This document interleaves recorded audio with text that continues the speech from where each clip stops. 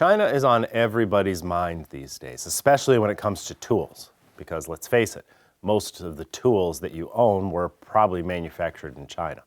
And I've heard lots of opinions from a lot of people about Chinese tools, Chinese manufacturing, tariffs.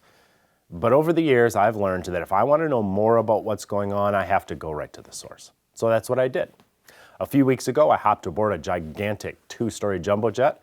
I put up my feet and I napped most of the way through the 30-hour trip from Michigan to Los Angeles to Korea and finally to the ancient Chinese capital city of Nanjing to see for myself what was going on and what the future holds for people like you and me who buy woodworking and DIY tools.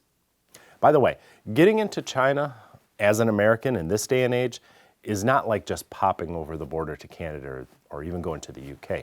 I had to go through a detailed and rather expensive business visa application process, and they required that I be officially invited by a company inside China before I could get a visa. Well, fortunately, I have a relationship with Harvey Industries, which make many of the tools that I've had in my shop for several years now. So they arranged my visit, they took care of me while I was there, and they gave me up close and personal access not only to modern Chinese culture, but insight into how at least one Chinese company is working to change the outdated idea that high-end tools can't be made in the Far East. What I saw was nothing like what I expected. I know that I only experienced one small piece of what is a much bigger and vastly more complex story, but I came away with an entirely different perspective from what I had been hearing on the news or on the internet. Let me just say that what's really happening in China right now is going to change everything for the rest of us in the very near future. I noticed it on my very first day there. As I left the airport, my driver pointed to one building after another that makes most of the tools we're familiar with in America and Europe. It seemed like everything was made right there in Nanjing, and China's full of other manufacturing cities just like it. Imagine Detroit, but 10 times the size, and there are countless other Chinese Detroits. The roads were packed with a huge variety of cars, literally hundreds of Chinese brands that I had never seen before. And many of them looked kind of nice. Green license plates identified about a third of them as hybrids or full electric, far more than I'm used to seeing in the US. The city itself is modern and clean despite being hundreds of years old. And while I have no doubt they have their share of crime and poverty, everywhere I went was peaceful. Remember, this is a mega city, larger than New York, but the overall vibe was completely different. It felt more relaxed. Families were out together for strolls, taking pictures of flowers and of each other. I could talk all day about the food because I sampled plenty of it. Some was a little different for me, especially the presentation. They definitely loved their duck in Nanjing, but it looked like it had just been ritually executed. They've also embraced American fast food culture. There's several of the big names available. Kentucky Fried Chicken seems especially popular. But I wasn't there for the food. I was there for the tools, and that meant a visit to Harvey headquarters, home of high-end woodworking machinery. They make many products, but their flagships are their table saws, their band saws, and their unique dust collectors. I have several of these in my shop back here in Michigan, but I was excited to spend some time talking about ideas for improvements and to get a little inside information about new technology they have in development. Stuff that unfortunately they swore me to secrecy about, but which will completely change how you use your tools. That is not an exaggeration. They're doing things with common woodworking machines that have never been done before. That's all I can say right now. The Nanjing factory is one of 2 that Harvey owns. It's mostly used for assembly, which explains how they're able to keep it so immaculately clean and well organized. They happened to be working on dust collectors when I was there, but I also saw some table saw trunnions and other parts. The factory is also where they assemble Bridge City Tools, which is another high-end brand that Harvey owns.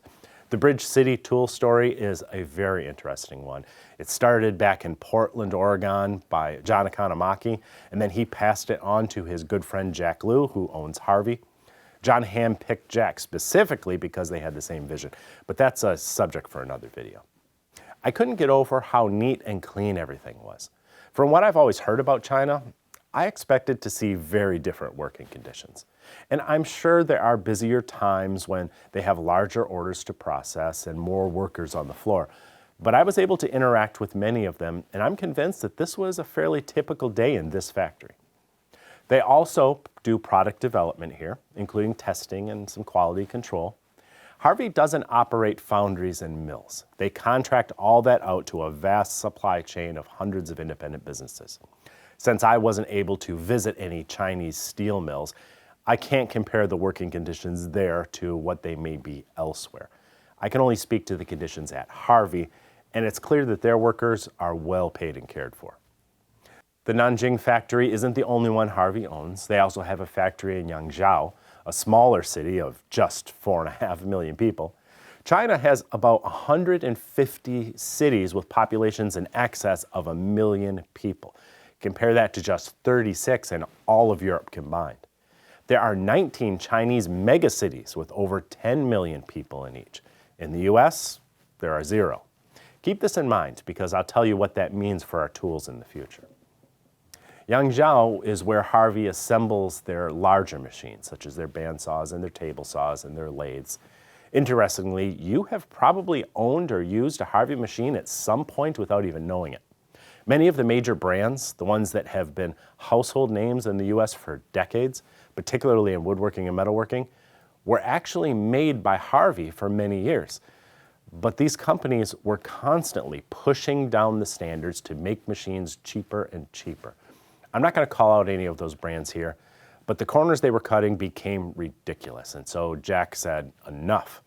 Harvey began putting the focus back on quality and innovation with their own line of premium machinery a few years before the pandemic. And that's when I was first introduced to Harvey, after a chance meeting at an Atlanta restaurant with Mark Strawler, who is a legend in the industry from his days with Craftsman and Delta, back when those brands were the standard for quality. Well, Mark told me that if I wanted that kind of quality in this day and age, I needed to check out Harvey.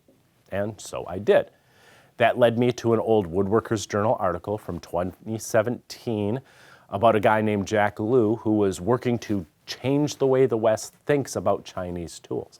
I was fascinated by that article. I'll link to it below if you want to read it. Ultimately, it led me to China all these years later, and everything I saw just reinforced what the article said. I expected to see the quality because I've been using these machines for several years now. What I didn't expect, what really shocked me, was the glimpse of the future this trip afforded me. Take the factories, for example. Sure, they make a lot of machines here, but I also saw a lot of unused space.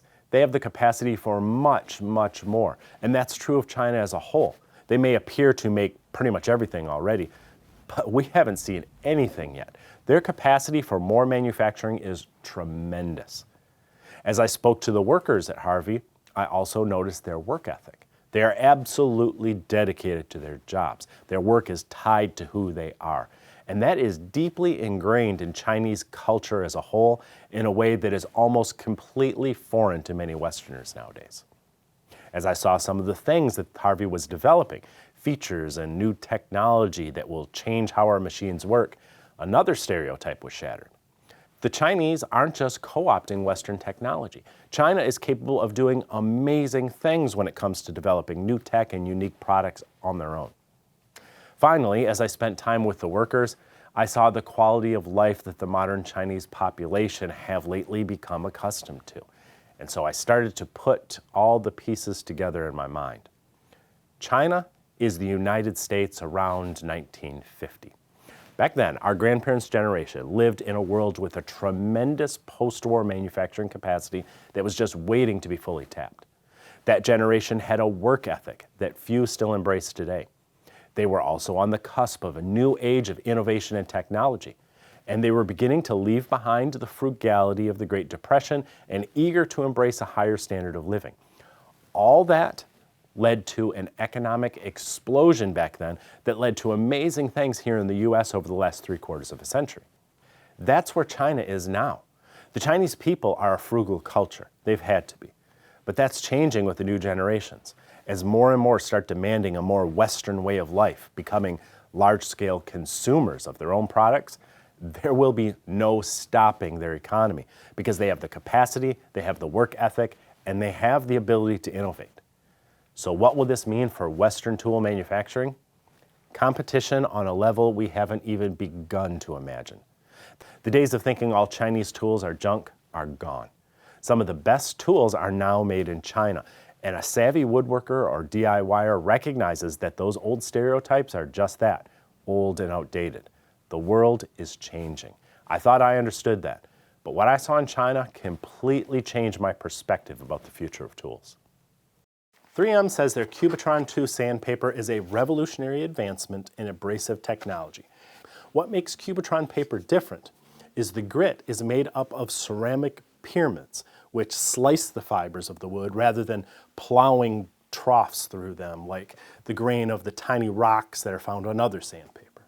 The result is an abrasive that works faster and stays cooler, so it lasts longer, significantly longer, like 5 or 6 times longer than the cheap stuff, and about twice as long as even other premium sandpapers. 3M Cubitron 2 destroyed Mirka, Klingspor, all the brands that are generally considered to be really good stuff.